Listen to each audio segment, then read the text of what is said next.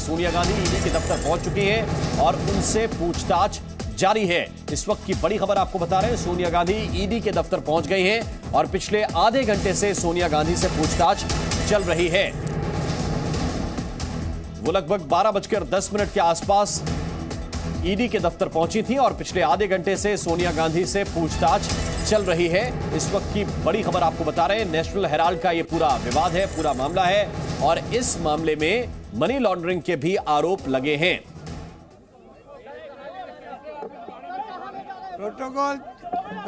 Protocol निभाना इसलिए आई हूँ कि पार्टी ने हम लोगों को, पार्टी के नाम से हम सरकार में हैं, हमारा फर्ज बनता है कि पार्टी नेता को ही, हमारी कौम के अध्यक्ष को ही अगर इस प्रकार से व्यवहार करेंगे तो कैसे बर्दाश्त करेंगे हम लोग, कैसे बर्दाश्त करेंगे। इतनी बड़ी नाजुक है, हमें कंडेम करना चाहिए। पूरे देश के अंदर माहौल, पूरे देश के अंदर लोग कंडेम कर रहे हैं, आम जनता कंडेम कर रही है।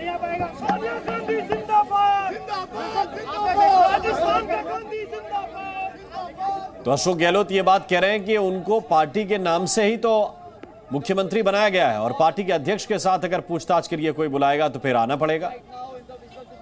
ये बताने की कोशिश कर रहे हैं कि हम तो अपना समर्थन दिखाने के लिए आए हैं, समर्थन जताने के लिए आए हैं। इन सबके बीच सोनिया गांधी की तस्वीर भी देखिए, इसी गाड़ी में सवार होकर सोनिया गांधी ईडी के दफ्तर पहुंची थी और आधे घंटे से ईडी के दफ्तर के अंदर मौजूद हैं। जानकारी यह है कि उनसे पूछताछ शुरू हो गई है, पूछताछ पिछले आधे घंटे से चल रही है और इन सबके बीच कांग्रेस पार्टी के जो कार्यकर्ता हैं, जो सड़क पर मौजूद थे, जो अव्यवस्था फैलाने की कोशिश कर रहे थे, सड़क को जाम कर रहे थे धरना देकर, उनको पुलिस की टीम ने हिरासत में ले लिया है और अलग अलग बसों में भरकर दूर छोड़ा जाएगा, इस तरह की जानकारी है।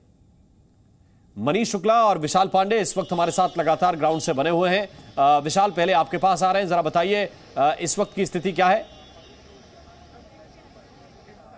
देखिए, इस वक्त हम कांग्रेस मुख्यालय के बाहर मौजूद हैं और थोड़ी देर पहले यहां से सोनिया गांधी ईडी दफ्तर के लिए रवाना हुई थी, जिसके बाद कांग्रेस के तमाम वरिष्ठ नेता यहां धरने पर बैठे थे, जिन्हें अब दिल्ली पुलिस ने हिरासत में ले लिया है और फिलहाल कांग्रेस मुख्यालय के बाहर के इस पूरे एरिया को खाली करा लिया गया है। तस्वीरों में अब आपको कांग्रेस के नेता आपको यहाँ पर नहीं दिखाई देंगे और यहाँ पर अब फिलहाल रैपिड एक्शन फोर्स और दिल्ली पुलिस के जवान तैनात दिखाई दे रहे हैं, क्योंकि इस पूरे इलाके में धारा 144 लगाई गई है। इस तरफ आप देखिए, कांग्रेस का मुख्यालय है। फिलहाल यहां पर जितने कांग्रेस के वरिष्ठ नेता पहुंचे थे, उनमें से अधिकतर को दिल्ली पुलिस ने हिरासत में ले लिया है और यहां से कहीं दूर लेकर गई है और फिलहाल इस परिसर को खाली कराया गया। ये जो सड़क है अकबर रोड की, काफी देर से यहां पर धरना प्रदर्शन कांग्रेस के तमाम कार्यकर्ता कर रहे थे, कांग्रेस के वरिष्ठ नेता कर रहे थे, सरकार के खिलाफ नारेबाजी कर रहे थे और सोनिया गांधी फिलहाल ईडी दफ्तर में पहुंच चुकी हैं। पिछले आधे घंटे से उनसे पूछताछ हो रही है। उनके साथ राहुल गांधी और प्रियंका गांधी भी मौजूद थे जब 10 जनपद अपने घर से सोनिया गांधी ईडी दफ्तर के लिए रवाना हुई थी और यहां पर जो कांग्रेस के वरिष्ठ नेता थे, उन्होंने जी न्यूज से बातचीत में कहा कि वो यहां से ईडी दफ्तर के लिए मार्च करना चाहते हैं, लेकिन पुलिस को इजाजत नहीं दे रही है। सरकार के खिलाफ आरोप लगा रहे हैं तमाम तरह के और अब यहां पर फिलहाल सोनिया गांधी से पिछले आधे घंटे से पूछताछ चल रही है, लेकिन कांग्रेस मुख्यालय के बाहर जो तमाम नेता मौजूद थे, उनको हिरासत में ले लिया गया है। बिल्कुल, मनीष शुक्ला भी इस वक्त हमारे साथ जुड़े हुए हैं, उनकी तरफ चलते हैं। मनीष, क्या अपडेट्स आपके पास हैं और सोनिया गांधी से जिन बिंदुओं पर पूछताछ होनी है, ईडी के अधिकारी जिन विषय पर पूछताछ करेंगे, जरा वो भी बताइए।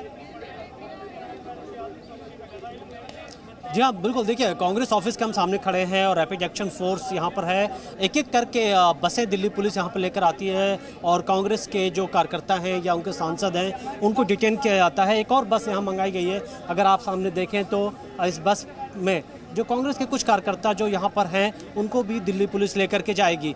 दूसरी तरफ देखें, ये अंबिका सोनी यहाँ पर हैं, जो कांग्रेस दफ्तर के बाहर निकल रही हैं और लगातार यहाँ पर जो एक्शन है, जो यहाँ ग्राउंड जीरो है, आप कांग्रेस का एक ग्राउंड जीरो कह सकते हैं, जहाँ पर लगातार कांग्रेस अपने नेता के खिलाफ जो पूछताछ हो रही है उनके नेता से, सोनिया गांधी से, उसके खिलाफ देश भर में प्रोटेस्ट कर रही है। देखिए, प्रवर्तन निदेशालय नेशनल हेराल्ड केस में सोनिया गांधी से पूछताछ करना चाहती है। उससे पहले राहुल गांधी से पूछताछ हुई थी, क्योंकि जिस दौरान कहा जा रहा है कि नेशनल हेराल्ड और यंग इंडिया का मामला सामने आया था, उस समय कांग्रेस की वो प्रेसिडेंट थे और प्रेसिडेंट रहते हुए ये डिसीजन हुआ था। तो क्या उनका कोई रोल था? कौन कौन इस फैसले में शामिल था? और मनी लॉन्ड्रिंग का जो आरोप लगाया जा रहा है ईडी की तरफ से कि बकायदा तंत्र में जिस तरह मिसयूज हो रहा है एजेंसीज का, उसके विरोध में हम नॉन वायलेंट तरीके से, गांधीयन तरीके से विरोध करते हैं। वो हमारा अधिकार है, लेकिन अधिकार को छीना जा रहा है, बल प्रयोग किया जा रहा है और इस लोकतंत्र में, डेमोक्रेसी में विपक्ष को, उसकी आवाज को कुचलने का काम हो रहा है। उसका विरोध हम लोग कर रहे हैं। सचिन पायलट अपनी प्रतिक्रिया दे रहे हैं क्योंकि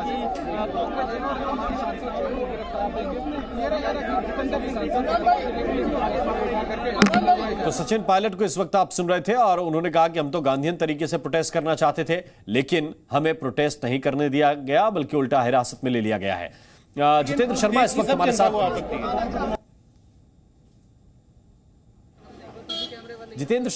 हमारे साथ जुड़े हुए हैं। एक बार हम उनकी तरफ चलते हैं। जितेंद्र, ईडी के दफ्तर के आसपास पहुंचने की कोशिश कर रहे थे कांग्रेस के कार्यकर्ता, क्या सफल हो पाए हैं?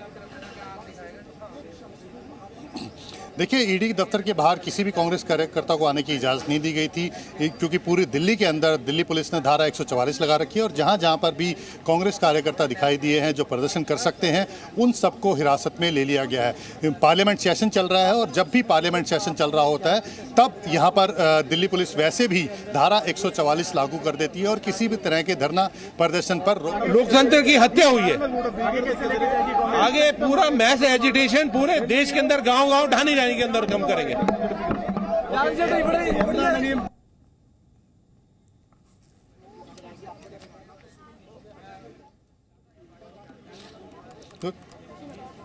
तो देखिए, तो इसीलिए धारा 144 क्योंकि पूरी दिल्ली, नई दिल्ली के अंदर लगी हुई है और यही वजह है कि किसी भी कांग्रेस कार्यकर्ता को प्रदर्शन करने की इजाज़त नहीं दी गई है। इसमें एक और अहम बात यह भी है कि जब भी प्रदर्शन करना होता है किसी भी पार्टी को, किसी भी राजनीतिक पार्टी को या किसी भी संस्थान को, किसी भी एनजीओ को, तो उसको इसके लिए पहले पुलिस से इजाज़त लेनी पड़ती है। लेकिन इस बार कांग्रेस पार्टी की तरफ से किसी तरह की इजाज़त नहीं। And so the Congress party is protesting. That's what. So how long this protest will continue? So I think it's likely to continue for quite a while. And right now we're looking at a situation where people are being detained and taken away, and that's going to probably take some time as well. So it looks like a long-lasting protest.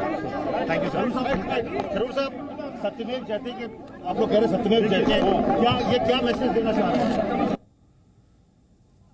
तो शशि थरूर को इस वक्त आप सुन रहे थे और आपको ये बता दें कि ईडी के दफ्तर तक पहुंचने की कोशिश थी कांग्रेस के कार्यकर्ताओं की, लेकिन जितेंद्र हमें अपडेट कर रहे हैं कि वहां तक कांग्रेस के कार्यकर्ता नहीं पहुंच सके हैं। उसकी वजह यह है कि पुलिस पहले से मुस्तैद थी और पुलिस को ये अनुमान था, यह आशंका थी कि इस तरह का कोई प्रदर्शन हो सकता है, इसलिए बैरिकेड लगा दिए गए हैं। वैसे भी एहतियातन धारा 144 लगाई जाती है जब पार्लियामेंट का सेशन चलता है, संसद का सत्र चलता है, तो उस लिहाज से भी पुलिस पहले से मुस्तैद थी। और दूसरी तरफ ये आशंका भी थी क्योंकि इससे पहले राहुल गांधी जब ईडी के सामने पेश होने के लिए गए थे तब भी कांग्रेस कार्यकर्ताओं का हुजूम देखा गया था और इससे बड़ा था वो कार्यकर्ताओं का हुजूम। तो आज जो सोनिया गांधी से पूछताछ की जानी थी उससे पहले भी पुलिस को यह आशंका थी कि इस तरह का प्रदर्शन किया जा सकता है।